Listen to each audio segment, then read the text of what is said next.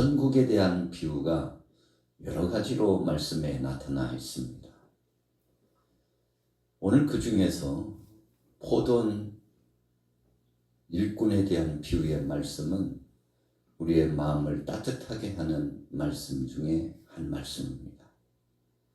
하나님 나라에 대한 말씀을 주시면서 포도원 농장 주인이 길거리에 나가서 장터에 가서 일꾼들을 불러주셨다는 말씀으로 결론을 주시고 있습니다.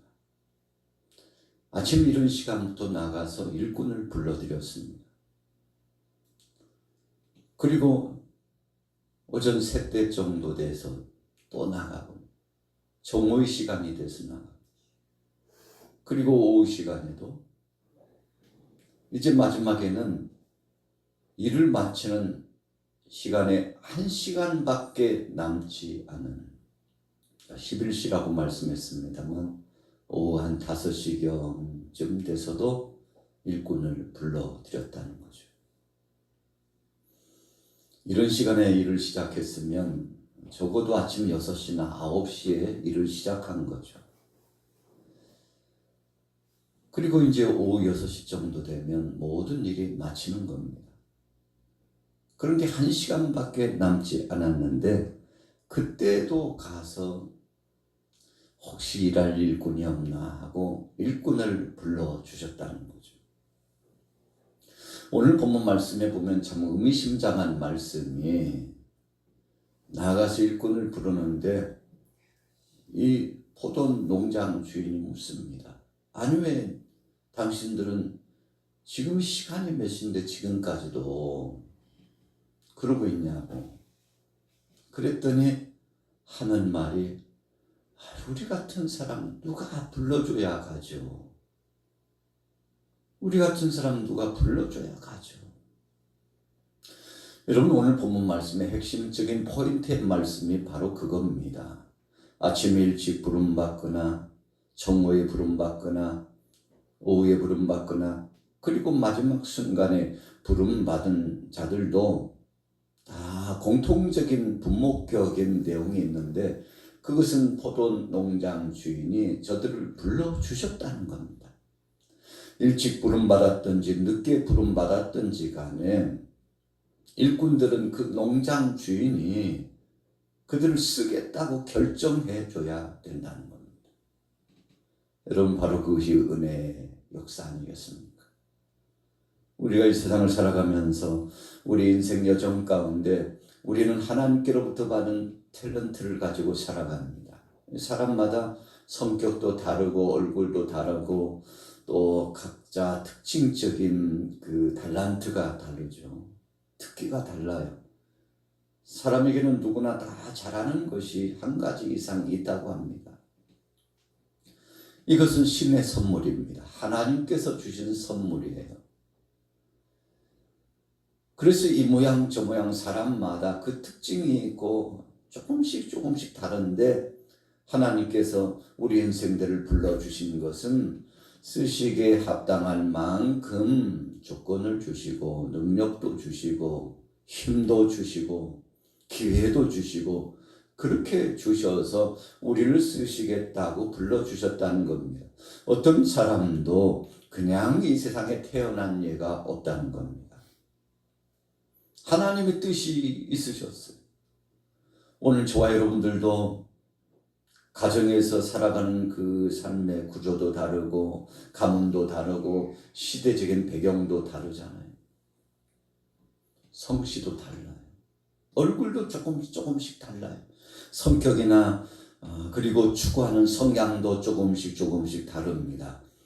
그런데 이거 다 하나님께서 각 사람들에게 알맞게 특기를 주시고 특징을 주시고 성격과 성향을 다르게 주셔서 하나님께서 쓰시고자 그렇게 해 주셨다는 거죠. 여러분 우리는 종종 잊고 살 때가 많습니다. 그냥 내가 내 잘난 맛에 어쩌다 보니까 우연히 인생 시작된 거지 뭐 다른 거 있느냐고. 어떤 사람들은 참 재수 좋으려니까 나는 이렇게 되었다고. 어떤 사람들은 진짜 재수 없으려니까 나는 이 모양 참 이 모습으로 태어났는데 참 억울하고 탄식이 저들로 오고 세상 살만 나지 않고 이런저런 다각적인 생각을 가지고 살아가는데, 그러나 오늘 본문 말씀에 의해서 재해석해보면, 우리 인생론을 재해석해보면, 우리 자신에 대해서 다시 한번 돌이켜보면 하나님은 뜻없이 부른 자가 한 사람도 없다는 것이 오늘 본문이 주시는, 우리에게 주시는 위로의 말씀이죠. 자, 보세요. 6절 말씀 보세요. 제11시에도 나가보니 서 있는 사람들이 또 있는지라 이르되 너희는 어찌하여 종일토록 놀고 서 있느냐. 이르되 우리를 품꾼으로서는 이가 없음이니이다. 이르되 너희도 포도원에 들어가라 하니라. 자, 일꾼이 포기하지 않았습니다. 그냥 집에 들어가면 안 돼요. 오늘 본문 말씀에 의하면 하루 일당 가지고 하루 먹고 사는 그런 분위기가 연출됩니다. 오늘 그냥 일할 곳 없다고 오전 중반에, 정오의 시간에, 오후의 중반에 그냥 집에 들어가 버리면 식구들이 이제 내일은 먹을 것이 없어서 굶어 죽을 수도 있고 아주 위급한 상황이 닥칠 수도 있고 정말 꼭 필요한데 오늘 벌지 않으면 살아갈 그런 여력이 없는 사람들이라는 것이 공통적인 의미입니다. 왜 거기 있냐고. 우리를 써주는 사람이 없어서 그렇다고. 여러분, 이 절박한 마음을 갖고 기다리고 있었다는 것이죠. 그래서 써줄 때까지 기다리고 고대했는데 마침 이 포도 농장 주인이 당신들도 들어가라고. 얼마나 기쁜지, 얼마나 감사한지. 이제는 더 이상 기회가 없을 것이라고 생각했을 겁니다. 그래서 오늘 본문 말씀에 다른 시각도 중요합니다만 11시라고 하는 의미는 하나님께서 우리를 얼마나 사랑하시는지, 우리 편에서 보면 자격 없는 자입니다. 진짜 자격 없어요. 하나님께서 우리를 부르실 만한 그런 자격이 없다는 겁니다. 잘나는 것도 없고 잘하는 것도 없고 못난 것 투성이요 실수 투성인 우리 인생들이라는 거죠. 그래서 오늘 천국의 비유에 대해서는 다 일꾼들이 제가 가서 일할게요 하고 농장으로 들어가는 것이 아니고, 농장 주인이 당신 저 뒤에 있는 사람 다 추스려서 불러서, 그래서 불러들여서 들어갔다는 것이 공통적인 의미라는 겁니다. 여러분, 그래서 잘난 사람이나 못난 사람이나 뭔가 넉넉한 사람이나 부족한 사람이나 명예나 권세가 있는 사람이나 그렇지 못한 사람이나 할 것 없이 모두 다 하나님께서 불러주셔서 우리 인생이 출발되었다는 사실을 우리는 잊어서는 안 된다는 것입니다. 그래서 진짜 은혜 받은 사람은 늘 하나님 앞에 감사하는 거죠. 어제도 감사하고 오늘도 감사합니다. 누워서 일어나고 보니 또 감사하고, 일을 마쳐도 감사하고, 잠을 자고 다시금 하루 일과가 시작되었는데 생각해 보니 다 하나님의 은혜요. 10년이 지나고 20년, 30년이 지나고도 또 돌이켜 보니까 지금까지 지내온 것 주의 크신 은혜라. 주님의 크신 은혜, 한이 없는 그분의 사랑이 저절로 이 마음속에 돌이켜지고 생각났다는 겁니다. 여러분, 그래서 오늘 하나님 나라에 대한 천국 비유의 말씀은 나를 써주신 그 하나님 앞에 감사해야 된다는 것이 모토와 같은 기준의 말씀으로 주시는 겁니다. 자, 보세요. 8절부터 읽겠습니다. 마태복음 20장 8절 시작.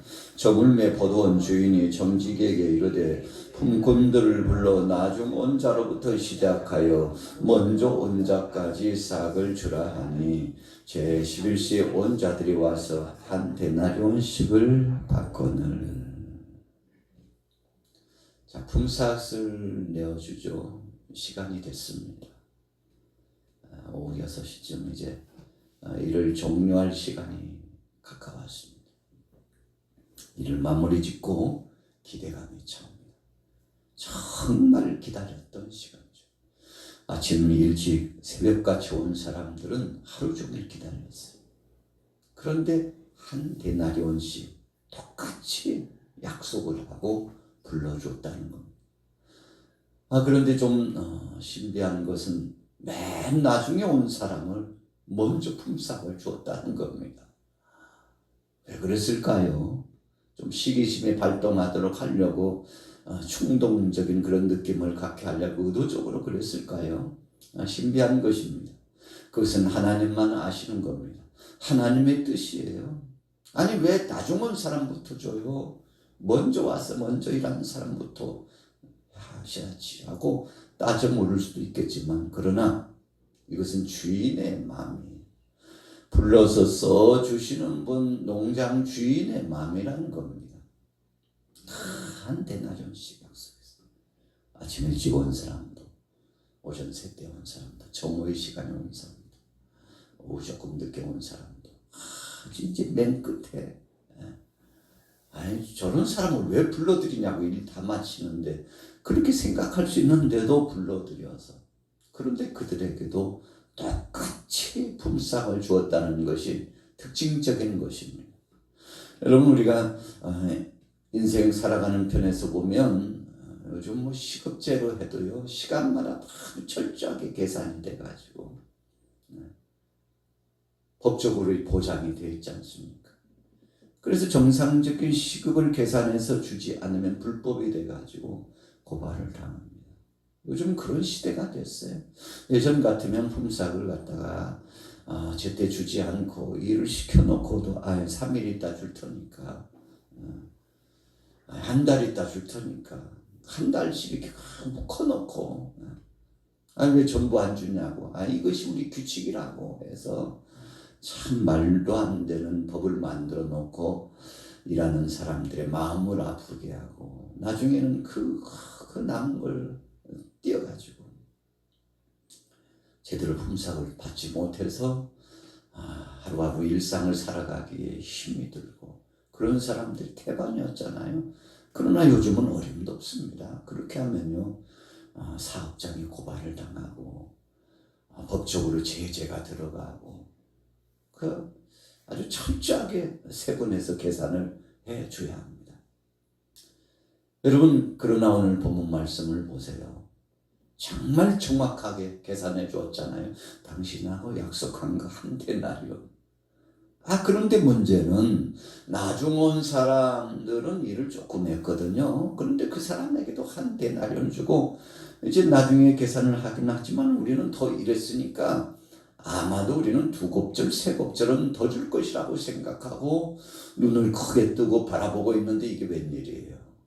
똑같이 한 데나리온을 주는데 마음이 자지러지고 상실감이 몰려와가지고 사람들이 막 따지묻는 겁니다. 아니 왜 이렇게 처우를 해주시냐고, 저 양반도 한 데나리온, 우리도 한 데나리온, 그럴 수 있냐고. 일한 시간으로 따지면 그렇게 해서는 안 되죠. 그러니 오늘 본문 말씀에 참 어찌 보면은요, 우습기도 하고 어찌 보면 의미심장하죠. 오늘 농장 주인이 아주 중요한 말씀으로 결론을 내죠. 무슨 소리야? 당신 내가 부를 때 약속한 게 얼마야?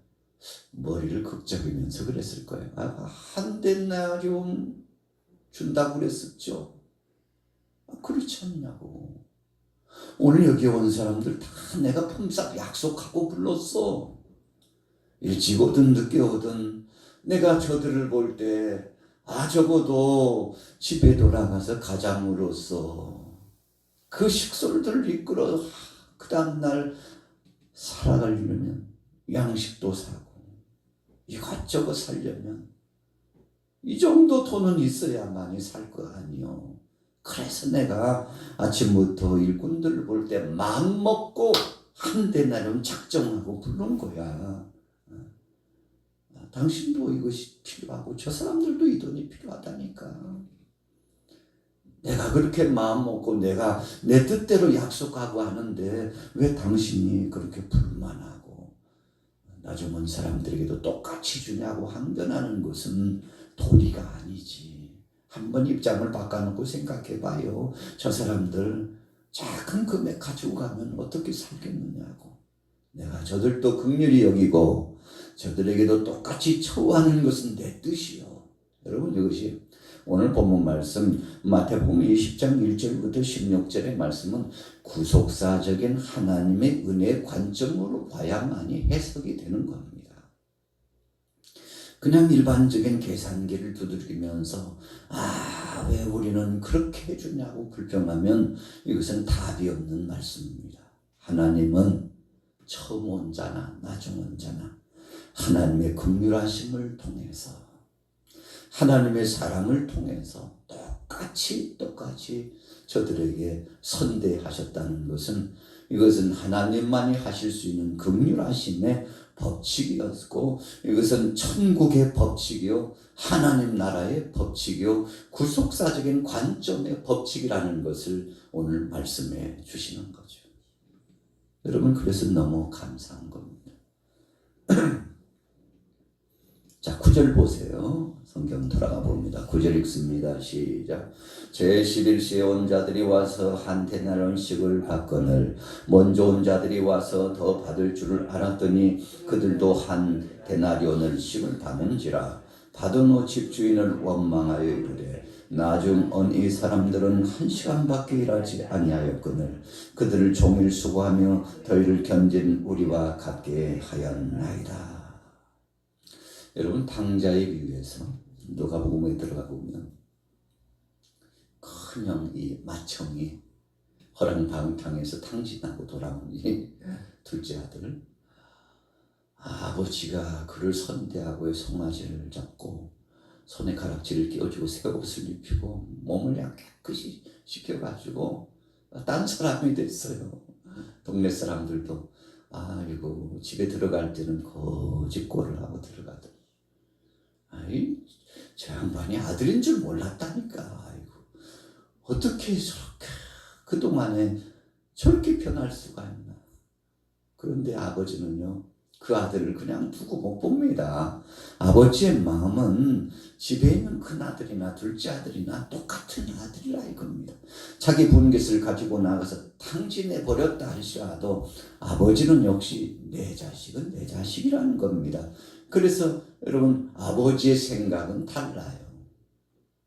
부모의 생각은 다른 겁니다. 여러분, 그래서 그 둘째 아들 참 허랑방탕해서 다 탕진해가지고 거짓 꼴을 하고 왔는데 참 너무 측은한 거예요. 마음이 아픈 거예요. 속상한 거예요. 아니 내 아들이 이러고 살았단 말인가 하고요.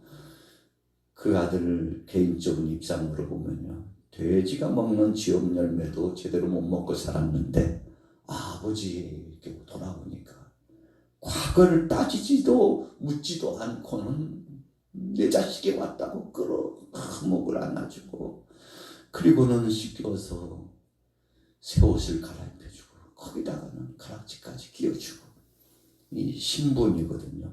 너는 내 자식이라는 거죠. 10년이 지나고 100년이 지나도 내 자식이라고 내 아들이라고 여러분, 아버지가 보장해주는 신분의 회복입니다. 눈물이 나고 감사한지. 그러나 큰아들은 그렇게 생각하지 않았어요. 저에게는 송아지 한 마리도 안 잡아주더니 염소 새끼 한 마리도 안 잡아주더니 탕진하고 돌아온 동생에게는 송아지를 잡아주고 도대체 이게 웬일이냐고 막 불만을 토로하고 막 짜증을 내고 막 성질을 부리고 그러는데 아버지가 하시는 말씀이야. 집에 있는 거 이거 다 네 거야. 이게 무슨 말씀입니까? 사실은 네 것은 아니고 다 내 것인데 내가 너에게 주는 거고, 이 둘째 아들에게도 내가 거기에 버금갈 만한 아들로서의 대우를 해주는 것은 이 아버지의 뜻이야. 이 아버지의 뜻이야. 입장을 바꿔놓고 생각해봐. 네가 그랬어도 이 아버지는 너에게 그렇게 해주었을 것이라고 하는 묵시적인 계시의 말씀을 큰아들에게 해주는 겁니다. 이게 다 너의 거야. 뭐가 그렇게 불만이야. 두려워하지 말고 걱정하지 말고 네가 다 챙겨줄 거라니까. 여러분, 오늘 본문 말씀에도 한 데나리온씩 다 받았어요. 자기 것 다 받았는데도 불만을 토로했다는 것은 하나님 나라의 법칙, 은혜의 법칙을 잊어버렸기 때문에 그래요. 왜 이 농장 주인이 자기를 불러주었는지, 자격이 있어서 불러준 것이 아니라는 겁니다. 그 주인이 그냥 인정해서 불러줬다는 것을 잊어서는 안 된다는 것이 오늘 본문 말씀의 골자의 포인트입니다. 야, 일찍 부름 받았다고 자격이 있어서 부른 거 아니야? 너도 똑같이 자격 없었어. 그러나 내가 불러준 거야. 처음 온자나 나중 온자나 똑같이 내가 품삯을 주잖아. 똑같이 기회를 준 거야. 그것이 내 뜻이다. 여러분, 이것을 바로 우리가 구속사적인 하나님의 은혜의 법칙으로 본문 말씀을 해석해야 된다는 말씀이죠. 자, 결론입니다. 14절로 넘어가 봅니다. 14절 시작. 내 것이나 가지고 가라. 나중은 이 사람에게 너와 같이 주는 것이 내 뜻이니라. 내 것을 가지고 내 뜻대로 할 것이 아니냐. 내가 선함으로 네가 악하게 보느냐. 이와 같이 나중된 자로서 먼저 되고 먼저 된 자로서 나중되리라. 여러분, 참 기가 막힌 말씀이죠. 오늘 하나님은 이렇게 하시는 겁니다. 저와 여러분들에게도 자격 없는 자를 불러주셨는데 오늘 하루 살아가시면서 주님 앞에 감사하면서 주의 자격 없는 나를 불러주신 걸 감사합니다. 긍휼의 옷자락으로 덮어주셔서 용서해 주신 것을 감사합니다. 주님, 그래서 주님이 불러주심으로 써주심으로 이 자리에 있다는 것을 한평생 잊지 말고 주님 품에 안기는 그날까지도 잊지 말고 찬송하고 감사하고 영광 돌리는 자 되게 하옵소서. 하나님의 은혜를 잊지 않는 자 되게 하옵소서. 이런 기쁜 심령을 가지고 오늘 하루를 승리하기를 예수님의 이름으로 축원합니다.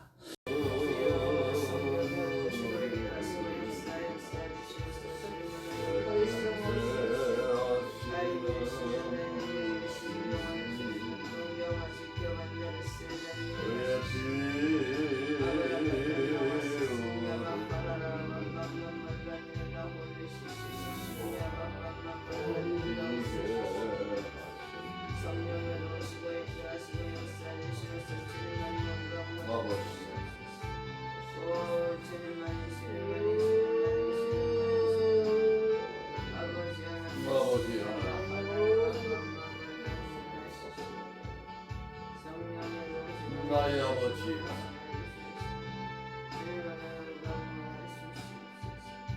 나의 아버지여는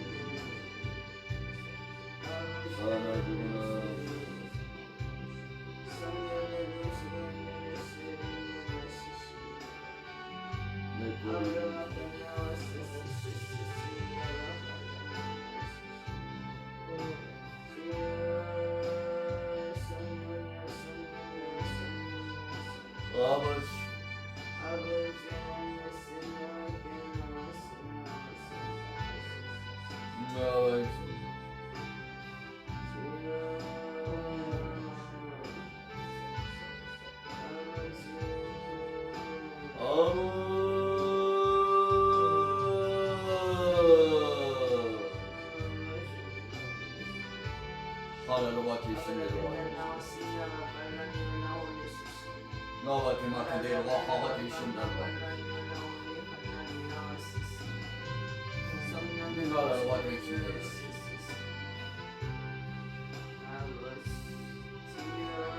나와 대마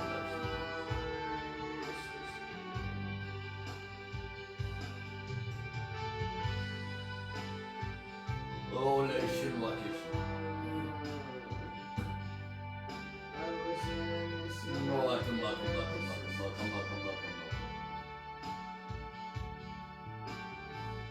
나라라라와 계신다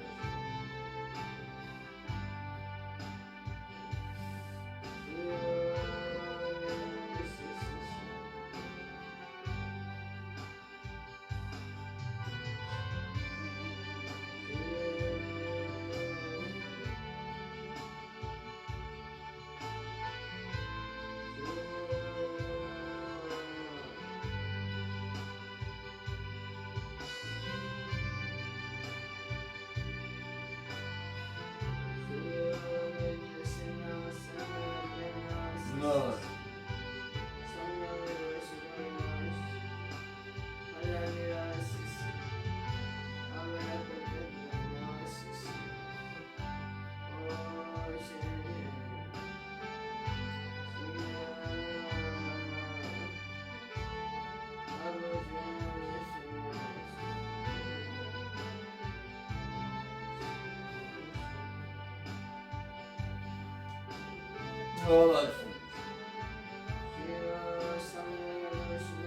어,